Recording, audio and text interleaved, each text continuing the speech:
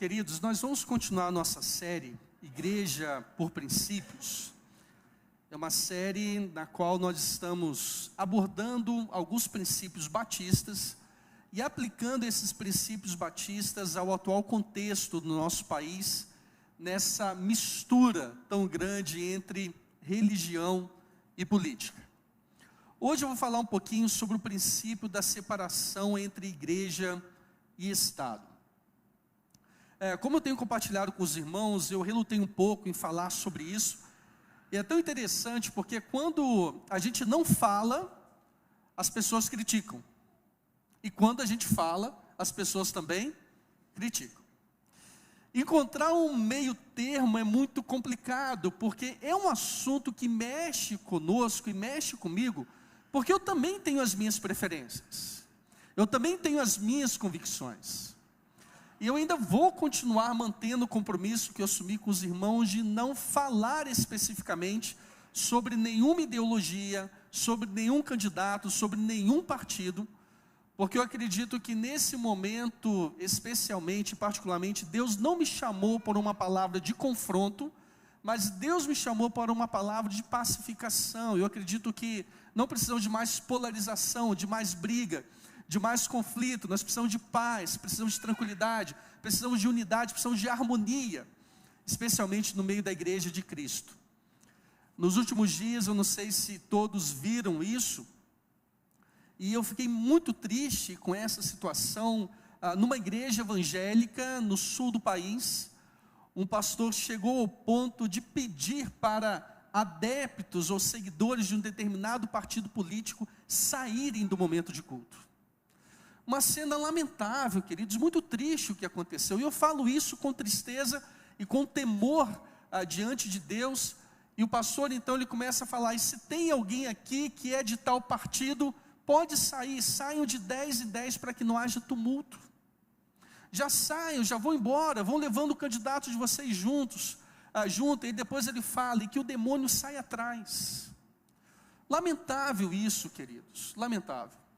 Eu tenho compartilhado com alguns amigos e alguns colegas, pastores, que para mim hoje fica muito claro que o nosso papel como pastor é cuidar da nossa igreja local. E ensinar de uma forma equilibrada o que a Bíblia fala sobre isso. Afinal de contas, é algo que interfere diretamente na nossa vida, e a palavra de Deus também tem respostas para tudo isso. Então eu quero pedir as orações dos irmãos, a compreensão, a paciência, o apoio dos irmãos nesse sentido, e acima de tudo que possamos entender que Deus nos chamou para esse tempo, para sermos uma voz de justiça sim, mas uma voz também de conciliação. Nós estamos precisando disso no nosso país. Quando nós falamos sobre eventos extraordinários, sem dúvida alguma, o evento mais extraordinário da história da humanidade, ou o início do momento, do evento mais extraordinário, do período mais extraordinário da história, foi quando Jesus veio ao mundo.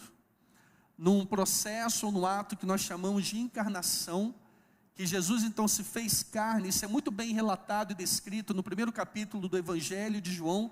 E em João 1,14, então, nós encontramos: e o Verbo se fez carne, e habitou entre nós, cheio de graça e de verdade, e vimos a sua glória, glória como do unigênito do Pai. Nós não encontramos na Bíblia a palavra encarnação, mas é uma expressão que significa em carne, que foi esse ato então de Jesus deixar a sua glória como Deus e vir ao mundo como homem, mantendo sim a sua divindade perfeita, mas vindo ao mundo também como homem perfeito. Quando nós falamos sobre a encarnação de Jesus, algo que nós precisamos ter em mente, é que ela estabeleceu, ou melhor, ela inaugurou no mundo, algo que o mundo não conhecia, tinha apenas expectativas, mas ainda não conhecia de uma forma completa, que é o reino de Deus. Então, na teologia, nós costumamos dizer que a encarnação de Jesus inaugurou no mundo o reino de Deus. Isso é muito fácil perceber quando, por exemplo, nós encontramos João Batista, o precursor de Jesus, pregando sobre arrependimento, porque o reino dos céus estava próximo, e o próprio Senhor Jesus, depois de ser batizado e ser tentado, começou o seu ministério pregando a mesma mensagem: arrependam-se, porque o reino dos céus está próximo. Em Mateus 9,35, nós encontramos que Jesus percorreu todas as cidades, ensinando nas sinagogas, pregando o evangelho ou as boas novas do reino, curando doenças e enfermidades. Nós vemos de uma forma muito clara que o reino dos céus, ou o reino de Deus, foi inaugurado com a encarnação de Jesus, ou com a primeira vinda de Jesus ao mundo. O fato é então que com a encarnação de Jesus, o céu tocou a terra, o reino de Deus se manifestou no meio do reino dos homens. E essa inauguração então do reino dos céus, ou do reino de Deus, produziu uma expectativa muito forte no coração das pessoas, especialmente dos judeus, que era a expectativa da consumação do reino. Precisamos entender isso.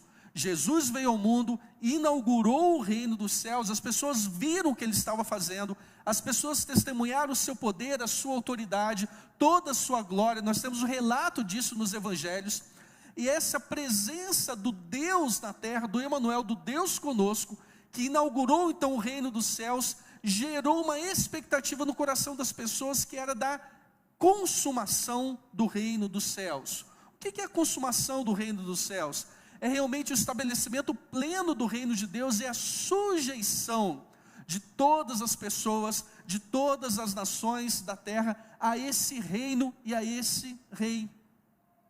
É fácil perceber e é fácil entender por que os judeus receberam essa presença de Jesus como um potencial cumprimento da promessa do estabelecimento da consumação do reino dos céus. Eu quero ler com vocês alguns textos rapidamente, só para que a gente possa entender, porque foi muito fácil que essa expectativa fosse gerada no coração dos judeus. Lá, por exemplo, em Jeremias 31, deixa eu achar aqui rapidinho, em Jeremias 31, de 31 a 34, observem a promessa de Deus.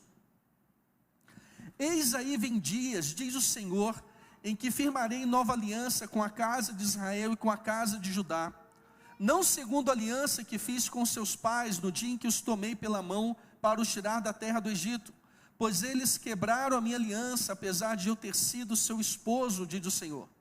Porque esta é a aliança que farei com a casa de Israel depois daqueles dias, diz o Senhor. Na mente lhes imprimirei as minhas leis, também no seu coração as inscreverei, e eu serei o Deus deles, e eles serão o meu povo. O povo de Israel vivia com essa promessa. Então, quando Jesus chega ao mundo e inaugura o reino dos céus, eles pensavam que o reino dos céus seria consumado naquele tempo. Um outro texto que nós temos está em Miqueias 4, de 1 a 5, que é um texto muito interessante. Nos últimos dias, o monte do templo do Senhor será estabelecido no alto dos montes, e se elevará sobre as colinas, e para ele afluirão os povos. Muitas nações virão e dirão: venham, subamos ao monte do Senhor, e ao templo do Deus de Jacó, para que nos ensine os seus caminhos, e andemos nas suas veredas, porque de Sião sairá a lei, e a palavra do Senhor de Jerusalém. Ele julgará entre muitos povos, e corrigirá nações poderosas e distantes. Estas transformarão as suas espadas em lâminas de arados, e as suas lanças em foices. Nação não levantará a espada contra nação, nem aprenderão mais a guerra, mas cada um se assentará debaixo da sua videira e debaixo da sua figueira, e não haverá quem os atemorize, porque a boca do Senhor dos exércitos o disse. Porque todos os povos andam, cada um em nome do seu Deus, mas quanto a nós, andaremos em nome do Senhor nosso Deus para todo sempre. Uma promessa maravilhosa de Deus falando sobre a restauração de todas as coisas. Então os judeus, como povo escolhido, como destinatários das bênçãos patriarcais, alcançados pela aliança celebrada por Deus e chamados para viver uma teocracia, nutriam expectativas quanto ao estabelecimento do reino de Deus. Mas precisamos atentar para um detalhe muito interessante, é que, muito embora as expectativas dos judeus fossem reais, fossem verdadeiras, fossem baseadas nas promessas de Deus, essas expectativas dos judeus não foram realizadas por Jesus por ocasião da encarnação. E isso gerou muita frustração. Isso gerou receio. Isso gerou, inclusive, a decepção do povo de Israel em relação ao próprio Cristo. Mas por que essa expectativa dos judeus não foi realizada por Jesus? Porque na encarnação, o reino de Deus foi inaugurado, mas não foi consumado. E o reino de Deus então será consumado somente na volta de Jesus.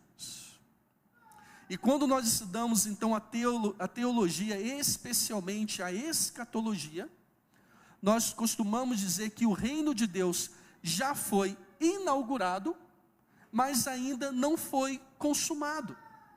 Nós chamamos esse tempo então entre as vindas de Jesus, a primeira marcada pela encarnação, a segunda marcada pela parúzia ou volta gloriosa de Jesus, nós chamamos esse tempo de o já e o ainda não. Porque o reino já foi inaugurado, mas ele ainda não foi consumado. E vejam que interessante, quais são as características desse reino inaugurado, mas ainda não consumado, de acordo inclusive com a resposta de Jesus às expectativas dos judeus. Acompanhe comigo mais dois textos. Lucas 17, de 20 a 21. Observe o que diz esse texto. Lucas 17, de 20 a 21. E percebam a expectativa dos judeus, no caso aqui dos fariseus. Indagado pelos fariseus sobre quando viria o reino de Deus, Jesus lhes respondeu: o reino de Deus não vem com visível aparência, nem dirão, ele está aqui ou lá está ele, porque o reino de Deus está entre vocês, ou em algumas versões está dentro de vocês. Os judeus esperavam então um reino físico e visível, e Jesus explicou para eles que o reino dos céus não era nem físico e nem visível, mas era espiritual. O reino não é físico, mas é espiritual. Nós não o vemos, nós o experimentamos. Os fariseus queriam ver, Jesus disse que eles deveriam viver. Acompanhe comigo agora outro texto que está em Atos 1, de 6 a 8. E é um texto muito interessante, porque já não falamos sobre os judeus, vinculados realmente ao judaísmo, sobre os fariseus, mas estamos falando agora sobre os discípulos de Jesus depois da ressurreição de Jesus. Atos 1, de 6 a 8. Então os que estavam reunidos com Jesus lhes perguntaram: será esse o tempo em que os Senhores serão minhas testemunhas, tanto em Jerusalém, como em toda a Judeia e Samaria, e até aos confins da terra? Os discípulos esperavam um reino localizado, um reino que pudesse ser definido por fronteiras. Mas Jesus disse para eles que o reino dos céus não seria localizado, mas seria universal, muito mais abrangente do que os discípulos esperaram. Os judeus não entenderam as promessas feitas por Deus sobre o seu reino. Para os judeus o reino seria físico, mas para Deus o reino é espiritual.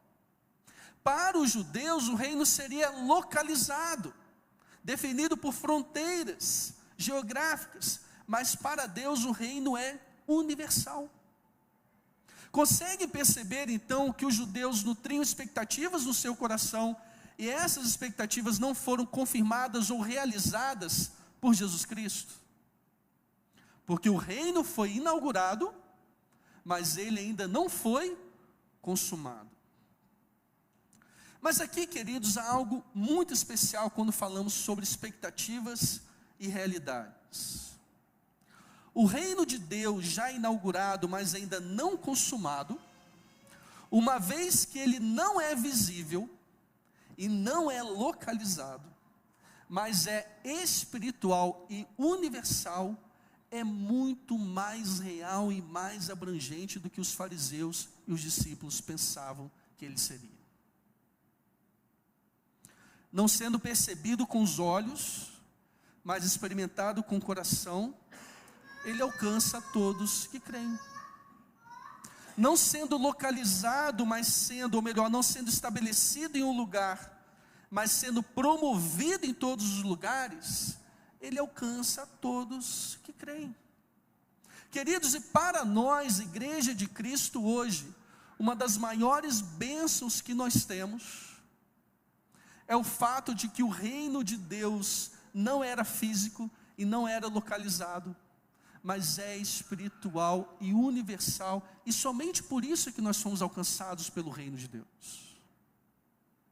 Mesmo as promessas feitas por Deus para o povo de Israel, serem restritas ao povo de Israel, elas nos alcançaram porque Deus em Cristo ampliou a abrangência do reino de Deus.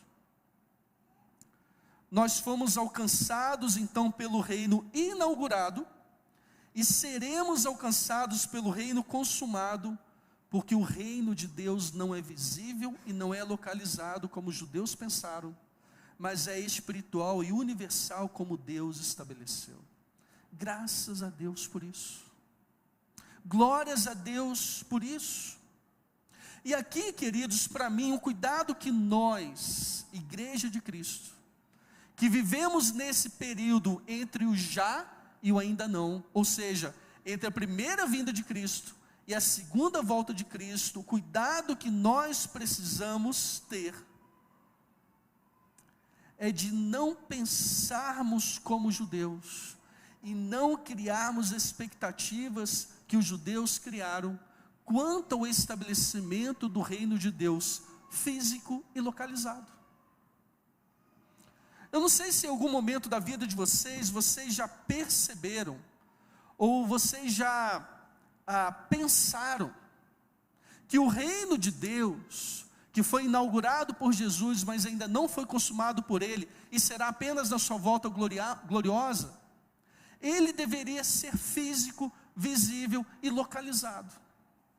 O que eu estou querendo dizer com isso é que nós precisamos tomar cuidado para não aplicar ao nosso contexto promessas que foram feitas para o povo de Israel, mas que não foram cumpridas como eles pensavam que seriam cumpridas. Se Deus prometeu para os judeus o reino dos céus, e Jesus cumpriu essa promessa, mas de uma forma diferente da forma que Deus estabeleceu, quem somos nós para pensar que Deus vai cumprir no nosso contexto as promessas que foram feitas para o povo de Israel e não foram cumpridas do jeito que o povo de Israel pensou? O que eu estou querendo dizer com isso é que muitas vezes nós pegamos o que Deus prometeu para os judeus, e os judeus entenderam de uma forma, estamos querendo que Deus cumpra dessa mesma forma que os judeus pensaram que seria cumprido.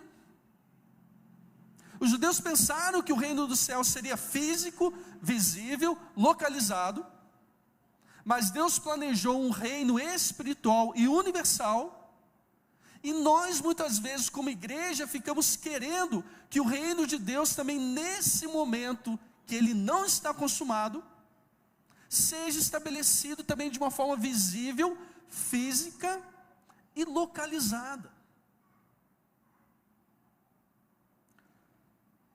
E se para os judeus o reino de Deus não é visível, mas é espiritual, não é localizado, mas é universal, por que o reino de Deus seria para nós visível e não espiritual, localizado e não universal? Queridos, não faz o menor sentido, nem do ponto de vista lógico, e muito menos do ponto de vista teológico. Não faz sentido. Muito embora queiramos que as coisas aconteçam de acordo com a nossa fé, de acordo com as nossas convicções, de acordo com a palavra de Deus, e isso é justo. Nós devemos desejar isso. Mas não há nenhum fundamento lógico e nem teológico para que Deus cumpra na nossa vida e no nosso país, do nosso povo, as promessas que Ele não cumpriu para o povo de Israel, que recebeu as promessas. O que eu estou querendo dizer com isso, queridos, é que nós precisamos tomar cuidado para que o mesmo erro cometido pelos judeus não seja cometido por nós hoje. Ao ponto de chegar então e pedir para alguém que não tem a mesma convicção religiosa que eu tenho, melhor, ao ponto de chegar e pedir para aqueles que não têm a mesma convicção ideológica, no ambiente de culto, pedir para sair do momento de culto. Conseguem perceber o erro? Conseguem perceber o engano? Eu espero então que Deus faça desse jeito, do jeito que eu acredito, de acordo com as minhas convicções. E aqueles então que não seguem as minhas convicções, que não acreditam como eu acredito, eu simplesmente peço para eles saírem do ambiente de culto. E eu sou capaz de dizer para vocês que é um erro maior do que o cometido pelos judeus. Porque hoje nós já temos a revelação plena de Deus, e os judeus não tinham essa revelação naquele momento. É claro que existem textos bíblicos, inclusive do Antigo Testamento, aplicados diretamente ao povo de Israel, que apresentam verdades gerais e princípios eternos que podem ser aplicados para nós. Eu quero citar alguns exemplos para vocês, para que vocês não pensem que eu estou dizendo aqui que a Bíblia não se aplica a nós, que as promessas feitas ao povo de Israel não se aplicam a nós. Não é isso que eu estou querendo dizer. Estou querendo apenas alertar para um engano e para um perigo que há aqui. Querem ver um texto falado no contexto do povo de Israel que se aplica hoje, em todos os momentos? Daniel 2, de 20 a 21. Vou ler aqui. Daniel 2, de 20 a 21. Bendito seja o nome de Deus de eternidade a eternidade, porque dele é a sabedoria e o poder. É ele quem muda o tempo e as estações, remove reis e estabelece reis. Ele dá sabedoria aos sábios e entendimento aos inteligentes. O nosso Deus é o dono da história. Ele estabelece e tira reis, de acordo com a vontade dele. Ninguém é capaz de rejeitar ou de afrontar o poder e a soberania de Deus. Ele continua escrevendo a história do jeito que ele quer. Um outro texto, Romanos 13, 1, é um texto que nós usamos muito. Romanos 13, 1, observe. Que todos estejam sujeitos às autoridades superiores, porque não há autoridade que não proceda de Deus, e as autoridades que existem foram por Ele estabelecidas ou instituídas. Princípios bíblicos gerais, verdades eternas, que se aplicam ao nosso contexto.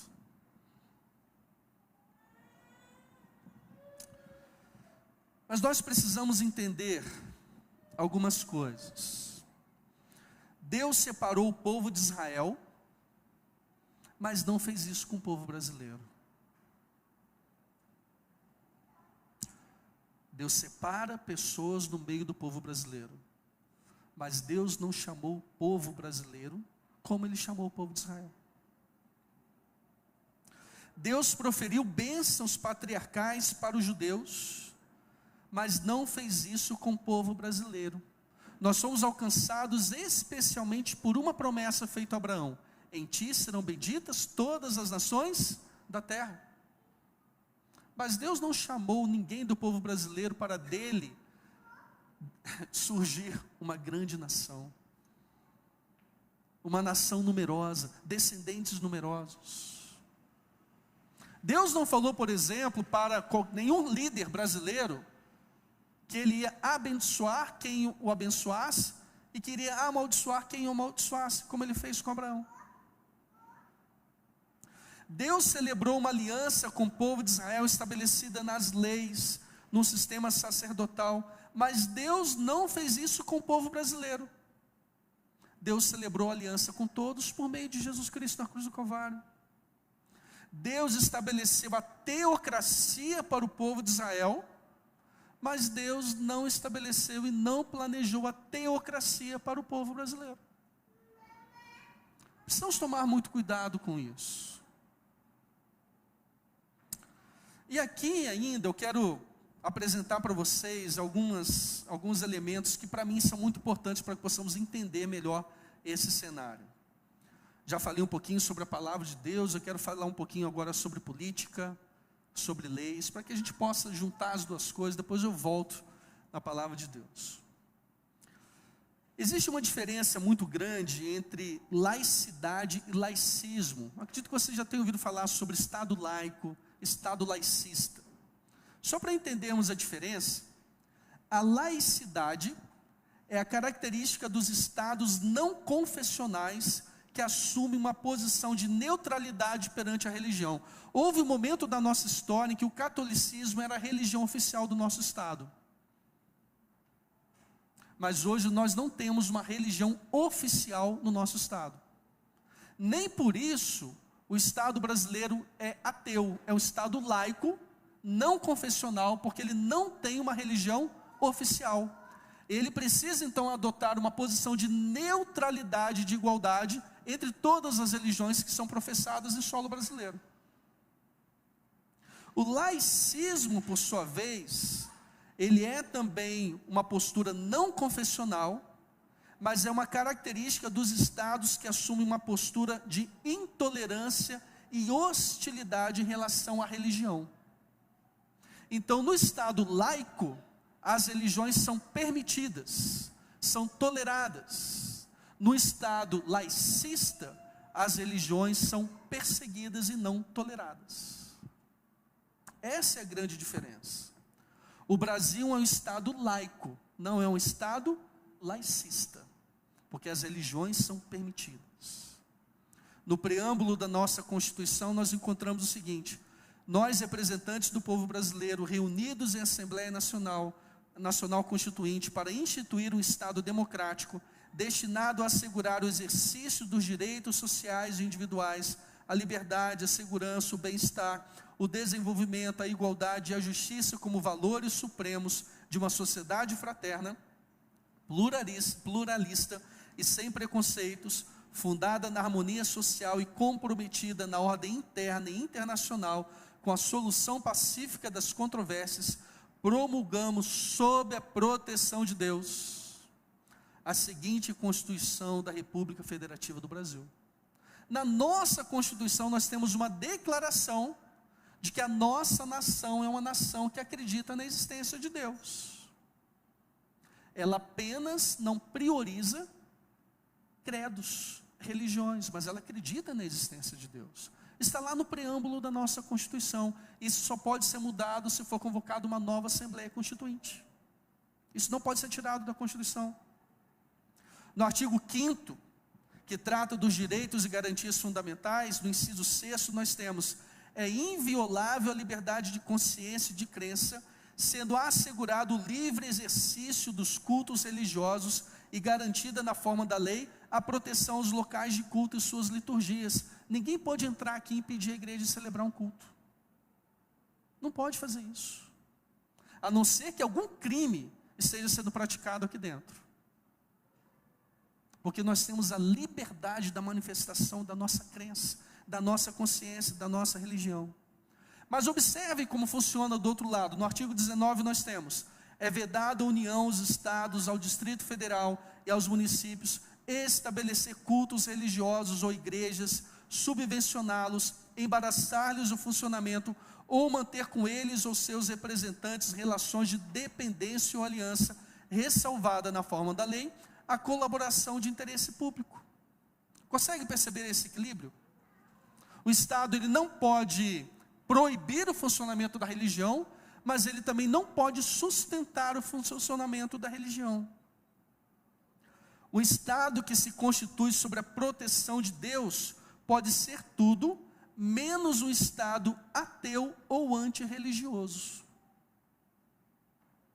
Nós podemos e devemos aceitar aqueles que são ateus, que não acreditam em nada. Mas o Brasil não é um Estado ateu, não é um Estado antirreligioso. Porém, o Estado brasileiro deve se manter neutro em relação às diferentes concepções religiosas presentes na sociedade. E aqui nós chegamos especificamente no princípio da separação entre igreja e Estado. Por que é isso importante, queridos? Desculpem tomar o tempo de vocês falando um pouquinho sobre conceitos, sobre questões legais, nós precisamos entender isso. A declaração doutrinária da Convenção Batista Brasileira, da qual nós fazemos parte, diz o seguinte: a igreja e o Estado devem estar separados por serem diferentes em sua natureza, objetivos e funções. É dever do Estado garantir o pleno gozo e exercício da liberdade religiosa, sem favorecimento a qualquer grupo ou credo. O Estado deve ser leigo ou laico e a igreja livre, reconhecendo que o governo do Estado é de ordenança divina para o bem-estar dos cidadãos e a ordem justa da sociedade. É dever dos crentes orar pelas autoridades, bem como respeitar e obedecer às leis e honrar os poderes constituídos, exceto naquilo que se opõe à vontade e à lei de Deus. E sabe o que é tão bonito nisso? É que esse princípio amplia a liberdade da igreja e oferece para ela a possibilidade dela desenvolver essa liberdade, as suas atividades, por decisão dela e não do Estado. É um princípio de liberdade. Quando nós falamos que deve haver separação entre igreja e Estado, isso está querendo dizer para nós que nós somos livres para desenvolver o nosso credo e a nossa religiosidade, as nossas atividades, sem dependência do Estado, sem vinculação com o Estado, sem ajuda do Estado. Isso é liberdade para nós, queridos.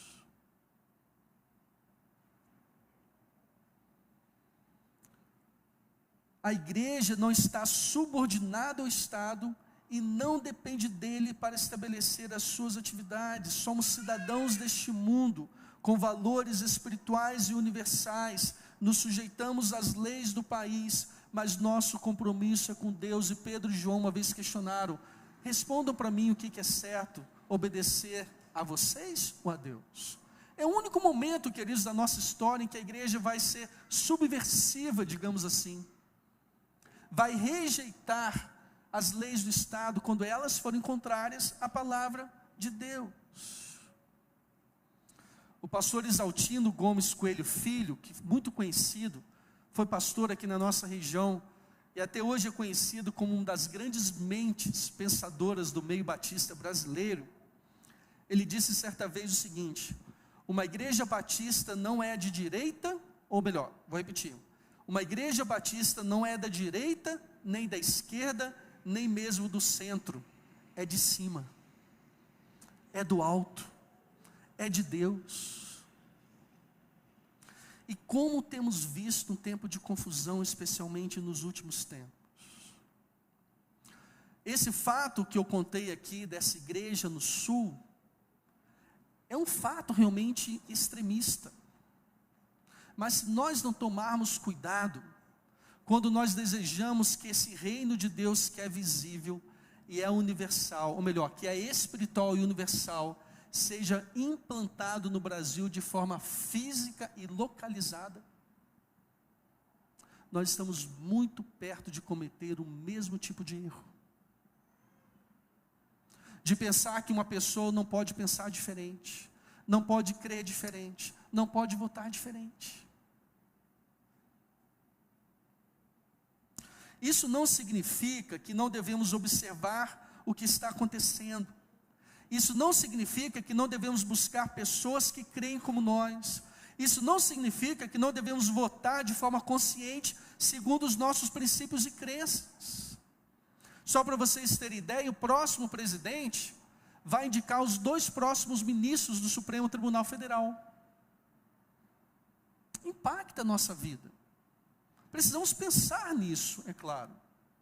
Mas o que eu estou querendo dizer aqui, para os irmãos só entenderem de uma forma prática, com alguns exemplos, é errado, por exemplo, igrejas pedirem ônibus de prefeituras ou órgãos públicos para fazerem viagens. Se a igreja não pode pagar um ônibus, não faça viagem. É errado.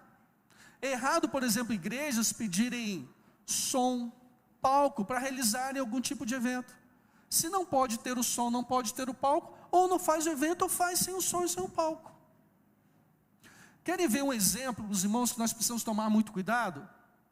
Nós muitas vezes ficamos escandalizados e revoltados quando o dinheiro público é utilizado para construir estátuas ou monumentos que são dedicados a alguns credos que nós não concordamos. Mas nós celebramos quando é feito um monumento à Bíblia numa praça pública, com dinheiro público. Está errado. Se nós temos hoje, por exemplo, no nosso país um feriado, 12 de outubro, não é isso? A padroeira do Brasil. Por que não pode ter um feriado destinado a qualquer ou dedicado a qualquer entidade de qualquer religião? É sobre isso que eu estou falando. Precisamos tomar muito cuidado, queridos, para não confundir as coisas. Porque o reino de Deus não é físico, mas é universal. Não é não é físico, é espiritual. O reino de Deus não é localizado, é universal. Nós não podemos desejar que seja aplicado ao nosso contexto brasileiro aquelas promessas que foram feitas de consumação do reino de Deus na volta de Jesus Cristo. Isso significa que não podemos esperar que esse reino humano seja a representação ou extensão do reino de Deus, porque o reino de Deus não é físico, mas é espiritual, não é localizado, mas é universal. Se você ainda tem dúvidas disso, que nós usamos alguns textos, falados por outras pessoas na Bíblia, eu quero ler com vocês rapidamente algo que Jesus falou, para não ter argumento, para não ter dúvida. Você não é obrigado a concordar comigo sobre o que eu estou falando aqui, mas é isso que a palavra de Deus nos diz. Abra sua Bíblia em João 18, de 33 a 40. Observe esse diálogo. João 18, de 33 a 40. O que nós temos aqui? Jesus foi preso, foi levado ao Sinédrio, e agora ele está sendo apresentado diante de Pilatos para ser julgado. Nós temos um diálogo então muito interessante. Vou ler apenas a partir do 33 ao 40, de João 18. Pilatos entrou novamente no pretório, chamou Jesus e lhe perguntou: você é o rei dos judeus? Jesus respondeu: essa pergunta vem do Senhor mesmo, ou foram outros que lhe falaram a meu respeito? Pilatos respondeu: por acaso eu sou judeu? A sua própria gente, os principais sacerdotes, é que o entregaram a mim. O que foi que você fez? Jesus respondeu: o meu reino não é deste mundo. Se o meu reino fosse deste mundo, os meus ministros ou os meus servos se empenhariam por mim, para que eu não fosse entregue aos judeus. Mas agora o meu reino não é daqui. Pilatos respondeu: então você é rei? E Jesus respondeu: o Senhor está dizendo que eu sou rei. Eu para isso nasci e para isso vim ao mundo, a fim de dar testemunho da verdade. Todo aquele que é da verdade ouve a minha voz. E Pilatos perguntou: o que é a verdade? Queridos, é muito interessante esse texto, porque ele parece que faz parte desse debate que temos hoje aqui, sobre a questão do reino de Deus, do reino de Jesus, se ele é físico, onde ele é localizado, onde ele está. Eu quero rapidamente aqui apresentar para vocês duas coisas que Jesus falou de uma forma enfática. A primeira: o reino de Jesus não pertence a esse mundo. Não é isso que ele diz? O meu reino não é deste mundo. Jesus foi acusado de se autoproclamar rei dos judeus, ou seja, de dizer que era o rei de uma terra que havia se tornado uma pequena província dominada pelos romanos. Mas Jesus esclareceu que o seu reino não é localizado, mas é universal. Meu reino não é daqui. não está limitado por essas fronteiras que vocês criaram. Não está limitado por essa divisão de províncias que vocês criaram. E ele continua: se fosse daqui, os meus servos se esforçariam para que eu não fosse entregue aos judeus. Pelo contrário, quando Jesus foi preso, e Pedro então tentou defender Jesus, Jesus disse: para com isso, Pedro, eu não preciso de defesa, porque o meu reino não é daqui. Jesus não falou isso? É claro, não falou isso naquele momento que o reino dele não era daqui.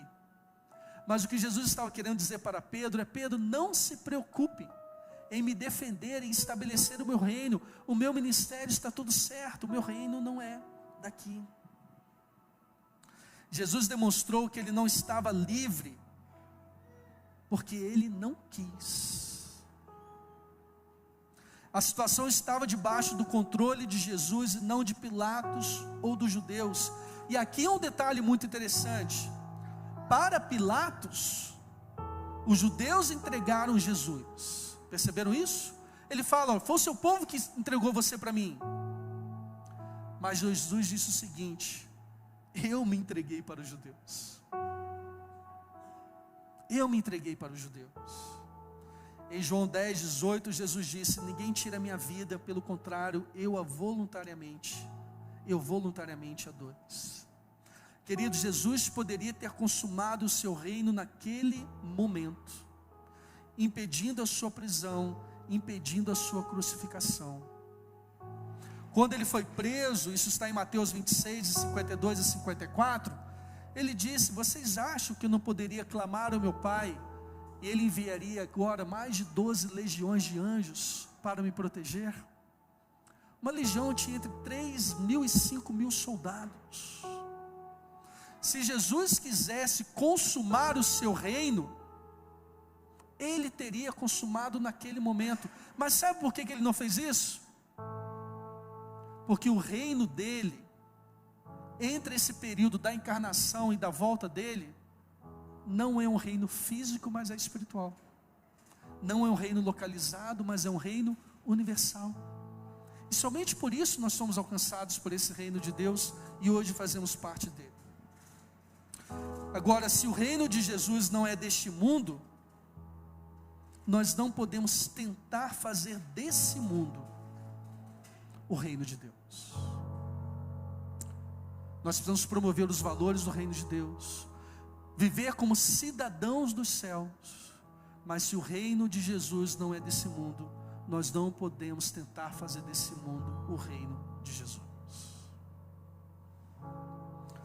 Não podemos tentar consumar agora o reino que será consumado na volta de Jesus. A segunda coisa que Jesus falou, a primeira foi que o reino dele não é desse mundo, ou não pertence a esse mundo. A segunda coisa que Jesus falou, que o seu reino não depende desse mundo.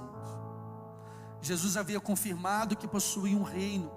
Pilatos não entendeu o que Jesus quis dizer quando afirmou que o seu reino não era desse mundo. E aí Pilatos questionou: então você é rei? Então você está confirmando que você é rei?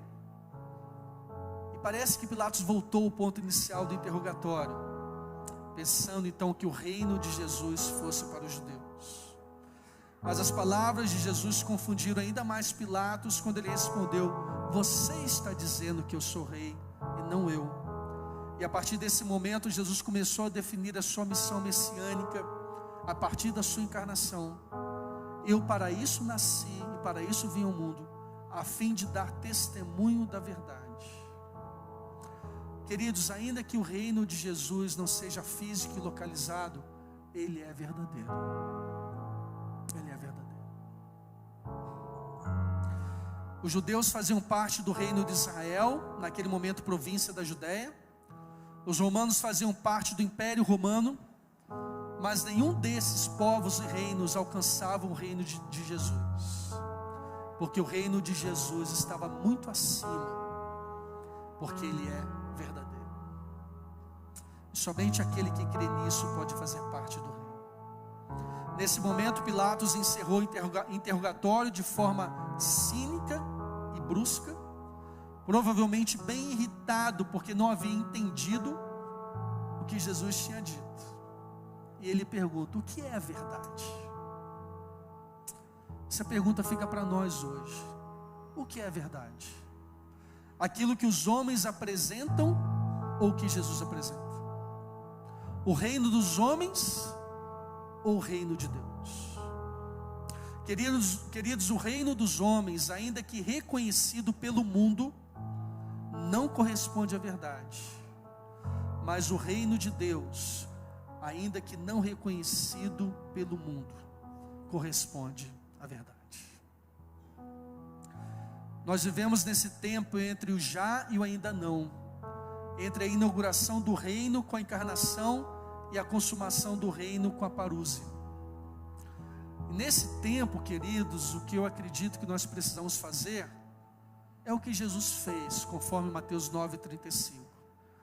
Jesus percorreu as cidades, ensinando nas sinagogas, pregando o evangelho do reino, curando doenças e enfermidades.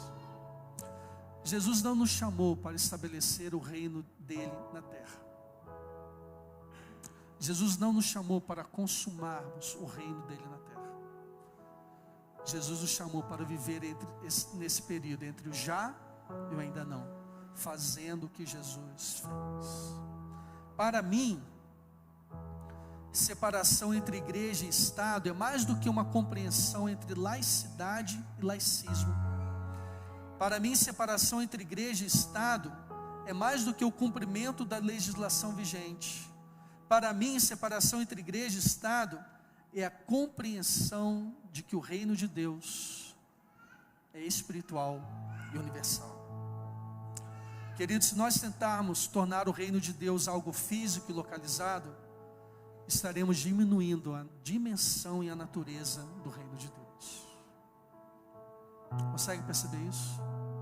Se nós tentarmos tornar o reino de Deus algo físico e localizado, estaremos diminuindo a sua natureza e abrangência. Precisamos parar de tentar encaixar o reino de Deus dentro do Brasil. O reino de Deus é muito maior do que o Brasil. Deixa eu só compartilhar algo para vocês, para finalmente encerrar. Deus não é brasileiro. Deus não tem nacionalidade alguma. O reino de Deus é muito maior, está muito mais acima do que qualquer povo, do que qualquer nação. A nossa segurança e a nossa paz, como povo de Deus, não estão nas mãos de homens, sejam cristãos, não cristãos ou ateus, mas estão nas mãos de Deus. A subsistência e a existência da igreja não dependem de quem governará o país nos próximos anos, mas de quem governa a história passada, presente e futura. Amém? Você acredita nisso? A existência e a subsistência da igreja não dependem de quem governará o país nos próximos anos, mas de quem governa a história passada, presente e futura. Faça a sua parte, vote consciente,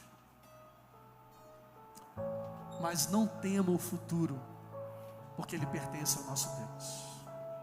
E quando Jesus voltar, quando o reino de Deus estiver consumado, aí, queridos, não vamos depender de nada mais dessa vida. Essa é a nossa esperança, essa é a nossa segurança eterna. Que Deus nos abençoe, para que possamos manter a paz, a harmonia, o respeito. Nós somos totalmente livres para a manifestação da nossa consciência e da nossa crença. Mas precisamos tomar cuidado para que isso não seja utilizado para ofender e para magoar pessoas, especialmente no meio da igreja de Cristo.